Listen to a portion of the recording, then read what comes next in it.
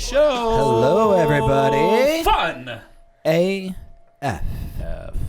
So our next guest is actually the first guest that we've had on any of our shows that was on my former show. Mm-hmm. So I used to, as some probably one of our audience members knows, I used to have a show in Austin. It was the panel show, and our next guest was actually the guest on my last edition of that show. Last episode. The last episode that I was on. They kept on going. I don't know if they're still doing it crashed and burned after you. So I still have. You'd be surprised. Yeah, I still you have. You don't remember him, but now on my phone. No, I remember your face. But I was like, where do I know this idiot? He's bald. He's got a beard. He looks like everybody in town, right? Yeah. I still have on my phone your set from that show. You asked us to record it for you. Yes, I ended up not using that. And she recording. didn't use it. But Jasmine Ellis is here tonight, and so it's exciting to have a comedian on. Our first. This is our first comedian. Your first comedian? Yeah, really? you're your first. Well, because he's the world's greatest comedian in his mind. So that's right. So we don't need you guys. We can't just have any comedian on. It has to be like. That's right. We have to be like top shelf. Yeah. Okay, right? top shelf. Okay. Yeah. No, he does. Like, he comes to me. He's like, "This is what we're gonna do." I was like, "No, I don't know." He's like, "You're okay." Everybody else got cut. I was like, "What about this person?" Is like, "Fuck them. They're not funny." I didn't. Those were not. Okay, that might be accurate. Oh, but you made the cut. You made the cut. You're a petty one. I like it. No, not petty. Not petty. A little bit. Not petty. He knows his stuff. Okay, right. So you're particular. You like what you like. Particular. That's a good word for it. That's a good word for it. Yeah. I'm the same. I defer to his judgment. I'm the same. I have specific, like, I mean, I will like a person as a person, but that doesn't mean I have to like their style of comedy. No, not at all. More than one. You know what? I was in the scene for a long time. And I used to run the tech booth at the Fallout Theater now. Yeah. But I used to do it on a Friday night, so I used to see all the stand-ups in town. Yeah. So I was very familiar, and I was like, okay, you and you and you are good. And that was where it ended. No. There's more than that. But it's, I was very particular about, who I'd see. And I'd see them do, their same 5 minutes. And, and I had a very, big respect for some people. But I was always impressed with your work. So I'm really happy that you're here today. Thank you. I'm excited to be here. Thank you so much for having me. For sure. So you reached out and said, hey, I came to Austin on purpose. Mm-hmm. To me, I think this is a fantastic place. I think Austin is right on the verge of being the next big coast. I really do. Mm-hmm. Like, we legit say that every episode. I know, about everything. And we're like, we're right on the cusp of being the greatest food town in America. We're right on the cusp of being the biggest hip hop in America. Right. I'm going to be honest. The way I live my life is I'm very narrow and focused on the things that are important to me. Most people that do well are. So I could tell you everything about what's happening in the comedy scene here in Austin, but the music scene, I mean, it's just I go to my day job, I go to my shows, and then I go home. Yep. So we could put you on some shit that you would be surprised. Yeah. Okay, I'm very excited and open to hearing it for sure. You gotta watch our shows. Back to me though. This is about me. And that was how my life was too when I was in the scene, right? This has been a big eye-opening thing for me. So, so you moved here from Dallas? Mm-hmm. Yeah. Why did you choose Austin? What made me come to Austin is I got into the Out of Bounds Comedy Festival in 2016. And at the time, I had a commercial agent. So I did Out of Bounds. I had a great time. It was super fun. Really liked it. The stages, it was these were weird, tiny, small stages. Yeah. Nobody was a big name. Mm-hmm. But these things were completely packed, elbow deep for these shows on a Wednesday and a Thursday night. And in Dallas and Oklahoma and Louisiana and some parts of New York and LA where I've performed at, you have to incentivize people. Mm-hmm. You have to beg them to come to a show in the middle of the week. I need a sitter, and you're not famous. But some people no, it's true. But I feel like in Austin, people are like, oh, this could be interesting. Right. Yeah. Who is she? Is she funny? Right. It's instead of being like, she better be funny, they're more like, I hope she's funny. Mm-hmm. And so all you need is that little bit of hope. You just need an audience that thinks this could be good, and they're all ears. And I just really appreciate the crowds here are smart. I felt like I had seen you, I don't know if it was during Out of Bounds, but before you moved to Austin. Mm-hmm. I felt like I had seen a couple of your sets. I came down for a couple times. I had a couple of terrible auditions. Okay. I don't do well when people are vague, and these directors will be like, okay, so just be funny. And I'm like, what you mean? Like, can you specify? A lot of times I came down here and did not get these parts, but I would come and do shows. And I had such a good time at these shows. And it just didn't matter I mean, the fact that people come out to shows that are in breweries, or there's a great thing, Don't Tell Comedy. Yeah, that's a new. We just went to So Far, which is a music kind of thing, but that whole underground scene we're really trying to shine a light on. Yeah, Don't Tell is awesome. Don't Tell is a lot of fun. I mean, essentially the way it works is it's for those like listening and watching who don't know, the way it works is it's they just take non-traditional venues and just make it a stand-up venue. Yep. And you just can't do that everywhere. You have to be in the right kind of place that cultivates this need to see what is new and what is about to happen. That curiosity is what makes Austin so amazing to me. And that you can't have that anywhere where there's not.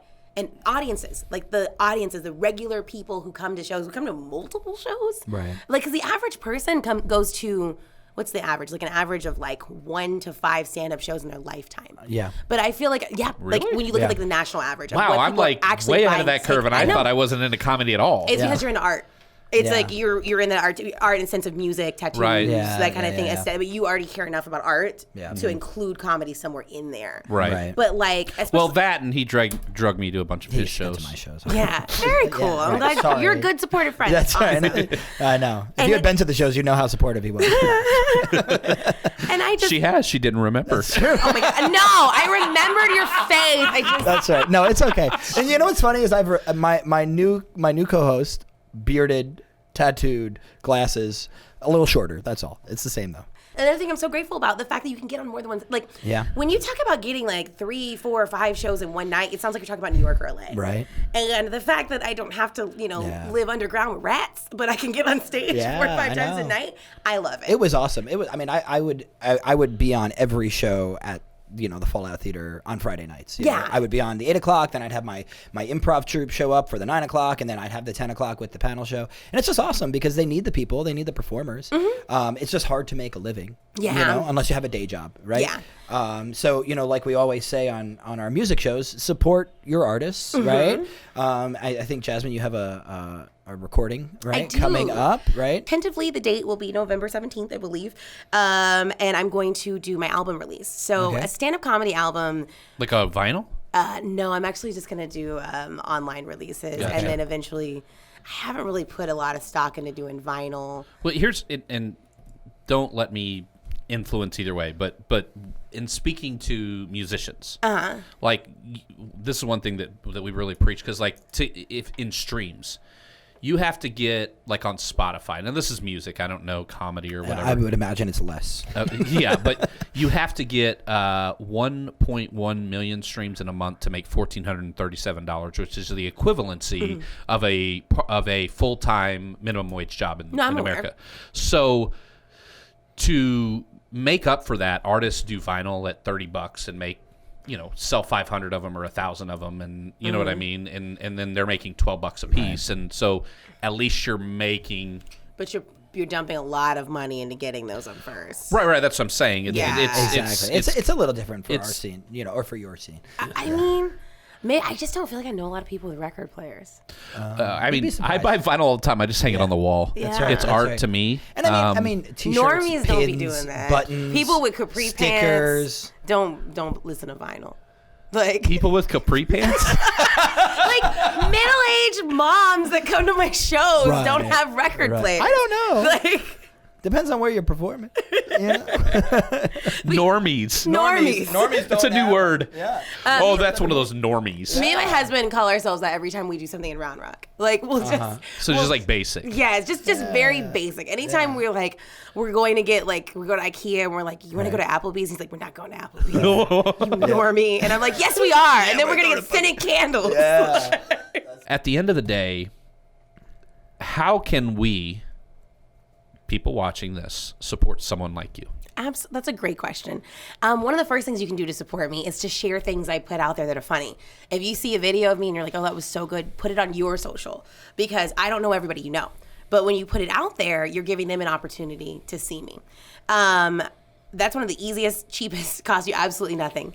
Another thing you can do is when the album's available, of course, buy it. Stream it, absolutely, but buy it too. Buy it. There we go. I'm actually going to make it available both ways because my objective with this is to make myself as visible as possible. Right. Making money would be a really cool side effect. Yeah. I would love to make money. But being visible is really what's most important to me about that. Right so now. that's Okay. what I want to do is just put a body of my work out there. Putting an album out there is really it's nerve-wracking because essentially when you do that, those are jokes that you've decided You want to be known for it in the annals of history. yes, absolutely. And that you may no longer tell. Because Right. you want to provide a different show than what you sell. Right. So those are things. So like when people actually I was just talking to one of the guests that you guys had on, and he said, "How long were you working on the album?" And I think he was thinking like in music words, like you're like, "Oh yeah, like 6 months, a year," you know. And I was like, "No, 6 years." Yeah. Because that's my whole life. essentially, Yeah, you know, I've been living all that how long? childhood trauma Yeah, I had that's to put in. it. Like, you know, I'm cooking that since I was 7. But it was things that I was like, "This is ready. It's finished. It's written the way I want it to be put out there, and I'm ready."